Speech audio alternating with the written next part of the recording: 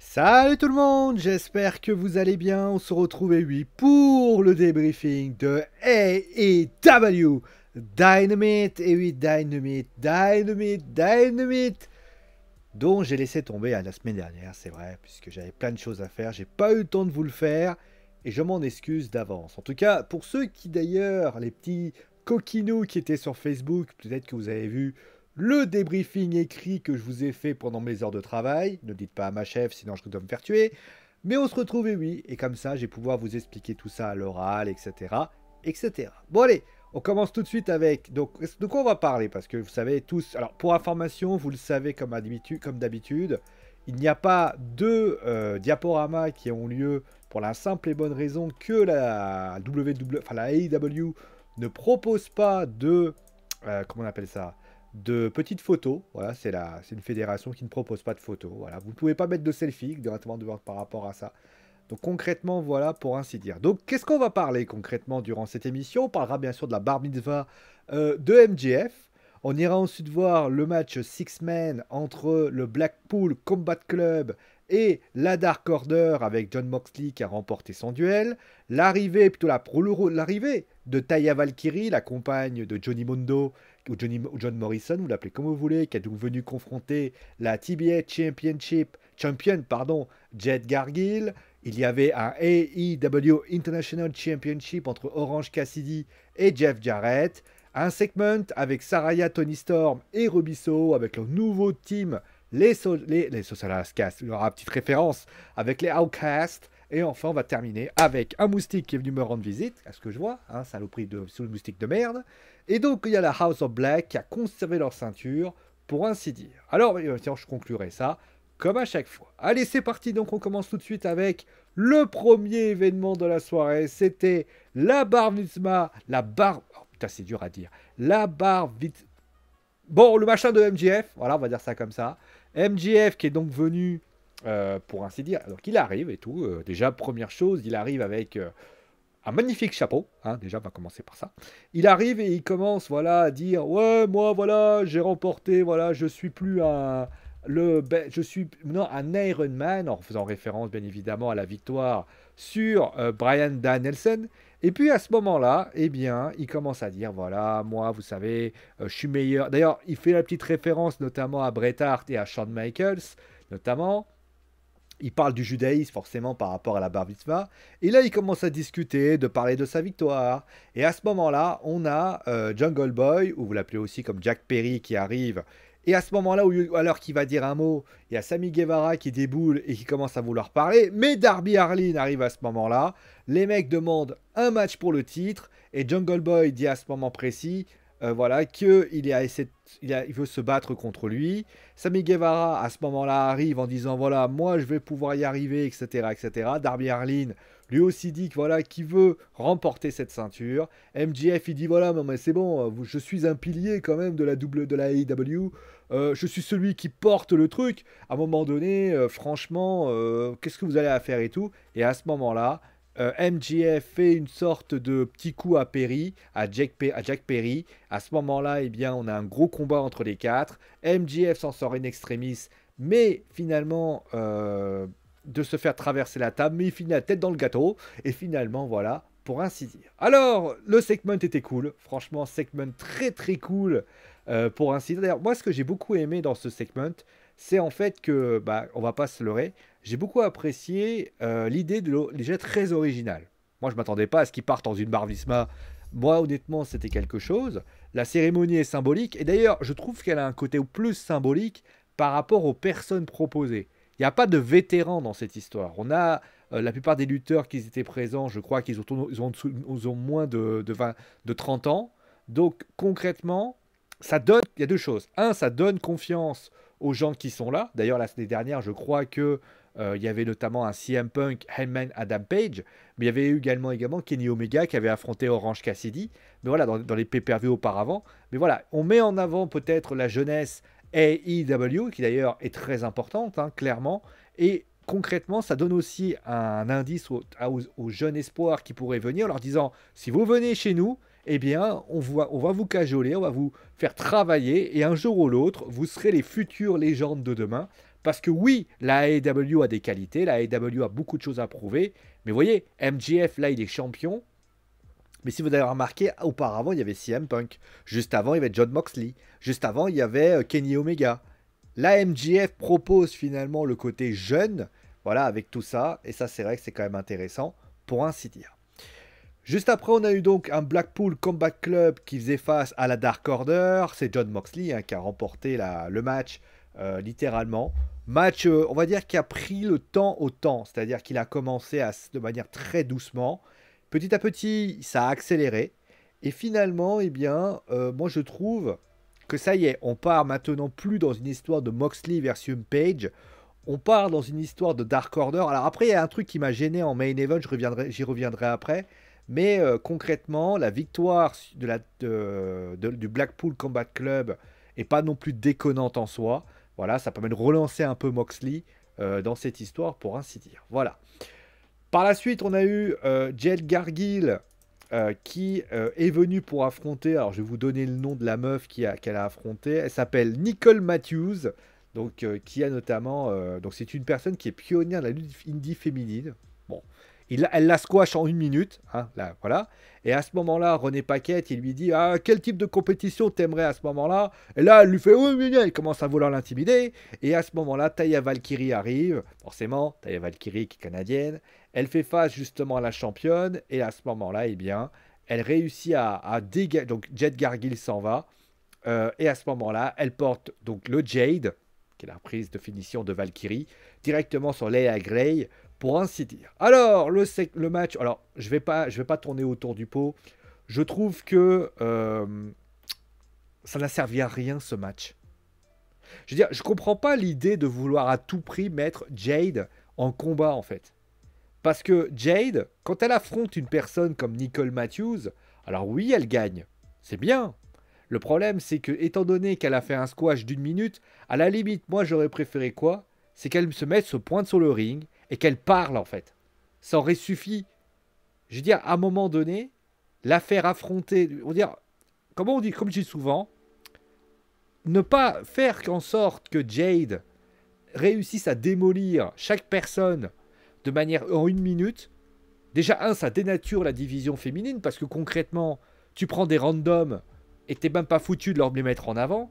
Mais le problème, c'est que là, tu fais venir Taya Valkyrie. Très bien, Taya Valkyrie, c'est une ancienne lutteuse, d'ailleurs qui a été à la TNA, à Impact Wrestling, c'est bien. Mais concrètement, après, on fait quoi?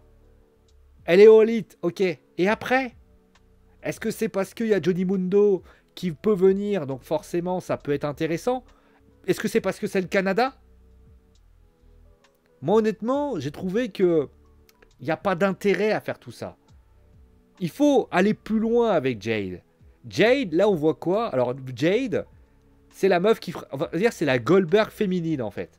C'est la meuf, elle arrive, elle démolit tout le monde et elle repart. Ouais, mais c'est un peu léger, en fait. Parce que la plupart des personnes qu'elle démolit, à un moment donné, on s'en souvient. Je veux dire, aujourd'hui, vous qui suivez la vidéo, qui regarde, pouvez-vous me citer un match de Jade Cargill? Alors, vous allez me dire, oui, mais j'ai trouvé... Oui, d'accord, mais citez-moi un grand match de Jade Cargill avec ce titre. Vous me sortez un match où tu te dis, ce match-là, il m'a marqué. Alors tu vas me dire, oui, mais la division féminine, elle marque pas. Ça, c'est vrai. Mais donnez-moi un nom. La meuf, elle est TBS Champion. Elle est pas... Le TBS Champion, il est supposé être un gros machin. Et au final, ça devient... Même le titre féminin de bas... Enfin, après, tu me diras, l'autre titre n'est pas non plus mis beaucoup en valeur. Mais concrètement, voilà. Bon, par la suite, il y a eu le AEW International Championship où Orange Cassidy a battu Jeff Jarrett. D'ailleurs, bravo à Jeff Jarrett qui a quand même fait une belle prestation. Hein, sorti un gros match. Hein, pour son âge, c'est quand même pas mal. Après, pour Orange Cassidy, moi, je trouve que le match... Il fait du Orange Cassidy, hein, Orange Cassidy. Donc, il n'y avait rien d'exceptionnel non plus. Après, pour ce qui s'agit de... Moi, je pense que de toute façon, le futur adversaire de Cassidy, ça va être Jay Lethal, concrètement. Jay Lethal contre Orange Cassidy. Pourquoi pas? Pourquoi pas? Et honnêtement, je demande à voir. Voilà. Donc, ensuite, on va parler justement du deuxième événement féminin. C'est bien sûr la création des Outcasts. Saraya, Page, Tony Storm, ou Ruby Soho, qui était bien sûr Ruby Riot, pour ceux qui n'ont pas compris. Alors, qu'est-ce qu'on peut dire finalement de cette situation? Alors, elle dit, ouais, moi, vous savez, moi, je me suis dit, voilà, le gazon. Alors, il parle du gazon. Voilà. Il y a des gens, qui ont venu pisser partout. Là, à ce moment-là, la AEW, c'est leur maison. Hein, This is my house. Hein, voilà. Et elle devrait bénir le sol où elle marche. Et à ce moment-là, Tony Storm dit, ouais, moi, j'ai été qu'une championne intérim. On m'a craché dessus. Et à ce moment-là, d'ailleurs, en même temps, d'ailleurs, je tiens à le dire, au ce moment-là, tu as une vidéoclip des Acclaim qui apparaît. Pourquoi? Je ne sais pas. La Britt Baker et Jamie Hayter arrivent, c'est un 3 contre 2, les Heels prennent le dessus. Il y a Rio qui vient avec Sky Blue et Willow Nightingale pardon, qui s'en prend à ça. Et au final, bah, c'est tout en fait. Alors vous allez me dire, ouais, c'est pas mal, ils créent un clan féminin. La réalité, je vais te dire comment ça va se passer.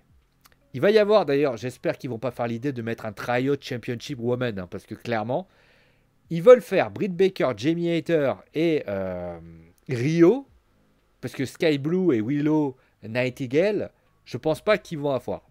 Ou alors tu fais venir un troisième larron concrètement. Le problème de ça, c'est que concrètement, l'autre côté, tu as Saraya, donc Saraya, Tony Storm et Ruby Soho.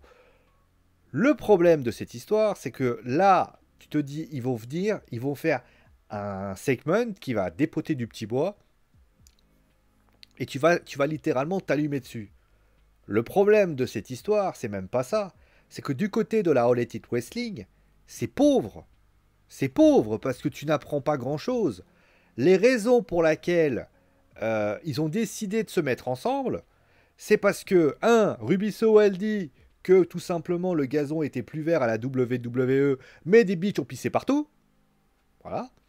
Que Saraya, elle dit que il faudrait bénir le sol où elle est. Et Tony Storm, c'est parce qu'elle a été championne par intérim. Un peu léger, hein, c'est un peu léger quand même. Et en plus de ça, l'arrivée de Rio, dont on ne sait même pas de par où elle débarque, excusez-moi, ça reste un peu léger. Il y aurait eu Kakushida, j'aurais dit pourquoi pas. J'aurais mis par exemple une lutteuse comme Nyla Rose, j'aurais dit pourquoi pas.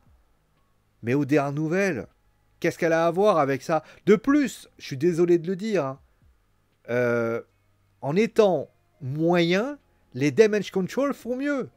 Parce que je suis désolé, t'as un clan dans l'autre... Ah bah d'ailleurs, on va faire un truc. Dans le prochain Wrestling Duel que je vais vous proposer, alors on va laisser un peu... Tu sais quoi? On va laisser quelques semaines, le temps de leur laisser de la chance. Mais concrètement, on va faire un Wrestling Duel entre les Damage Control et les Outcasts. Et vous allez voir que c'est les Outcasts qui vont perdre. Parce que malheureusement, la division féminine de la All Elite Wrestling est pauvre. On va être très clair dans cette histoire. Soit tu décides que la division féminine, c'est que des matchs et que tu fais un match de championnat un peu à la manière d'un New Japan Pro Wrestling. Et à ce moment-là, tu fais comme ça. Ou alors, tu crées des vraies stories et tu mets du petit bois. Parce que le problème, c'est que là, tu crées un clan. Mais alors, tu vas me dire, ouais, mais regarde la Jericho Appreciation Society. Regarde The Acclaim. Regarde The Elite. Regarde, comment il s'appelle, les Best Friends avec Orange Cassidy. Regarde la Dark Order. Oui. Mais c'est pas parce que tu alignes un clan féminin que ça va être sexy, hein. Ça va être un peu plus compliqué que ça. Malheureusement. Allez, on va terminer maintenant avec le main event. Et oui, le main event avec donc tout simplement le Triple Threat Tryout Championship. Et c'était très bien. Voilà, c'était très très bien. Il y a eu des doubles superplex. Il y a eu notamment un... Ah, pour information, il y a eu une bagarre aussi avec Adam Page qui s'en prenait littéralement au Blackpool Combat Club, hein, pour information. Là, ils ont fait quelques petites choses, ça s'est projeté dans tous les sens. Il y a eu un Spanish Fly directement sur Matt, etc. Les Young Bucks qui ont fait un Mezzo Driver. Il y a eu un Shooting Star Play de Matt Jackson, Brody King qui a brisé le pin. Il y a vraiment tout ce qu'il y avait. Franchement, le match était gigantesque. Et ça, c'était cool. Voilà. Après, moi, il y a un... Alors, voilà, j'étais très content de ça. Par contre, je suis désolé. Alors, je pense ils veulent faire, vous savez, le fameux truc du stadium, je sais pas trop quoi, là, vous savez, ce qu'ils font à chaque fois à Double or Nothing. serais pas étonné que Paige décide d'aller avec The Elite. Et à ce moment-là, la Jericho Appreciation Society, non, pardon, et il y aurait le Blackpool Combat Club de l'autre côté. Tu rajoutes quelqu'un en plus, voire même tu rajoutes du monde en plus. C'est-à-dire que tu as les House of Black qui sont entre guillemets ensemble. Tu peux imaginer peut-être la Jericho Appreciation, enfin dire, avec notamment qui pourraient se retrouver, parce que la Jericho Appreciation, là, ils étaient vraiment en feu dans cette histoire. Mais on peut imaginer peut-être un vrai voilà, un match à 6, etc. Mais moi, je verrais bien littéralement là-dessus. Par contre, si ça fait ça, je vais pas vous mentir, hein. Si ça fait ça, s'ils mettent un 4 contre 4 bidon, avec notamment la présence d'un quatrième Loiron pour le Blackpool Combat Club dans le match que je viens de citer, mais c'est un immense coup dur pour la Dark Order. C'est-à-dire que la Dark Order, depuis malheureusement le décès de Brody Lee, ils sont malheureusement, enfin ils sont avec Luke Harper, enfin ils sont avec Adam Page. Le problème c'est qu'Adam Page en fait il a remporté des ceintures. D'ailleurs Adam Page qui a remporté une ceinture, j'avais oublié ça l'année dernière, mais très clairement ça manque un petit peu de contenu, ça manque un petit peu d'intérêt. Parce que moi je suis désolé, la Dark Order, excusez-moi, mais ça reste encore un peu léger, trop léger même. Et dans cette histoire, je pense pas que la AEW met en avant vraiment. Alors pourquoi ils ne mettent pas en avant la Dark Order? J'en sais rien. Est-ce que c'est parce que ils attendent quelque chose? Je ne sais pas. Mais clairement, ça pourrait tellement produire quelque chose. Parce que tu as Brody Lee derrière, mais ils n'ont pas envie. Pourquoi? Je n'ai pas l'explication. Et ça, malheureusement, quand j'ai pas l'explication, je ne peux pas l'inventer. Voilà. Bon, quel est le bilan de ce show concrètement? Alors, le bilan du show, bah, le show est pas mal, hein. Franchement, le show est pas mal. Le début de show est pas mal, la barre d'Isma est quand même pas cool, le main event est de bonne qualité. Bravo à Jeff Jarrett aussi, hein, qui n'a pas été mauvais dans cette histoire.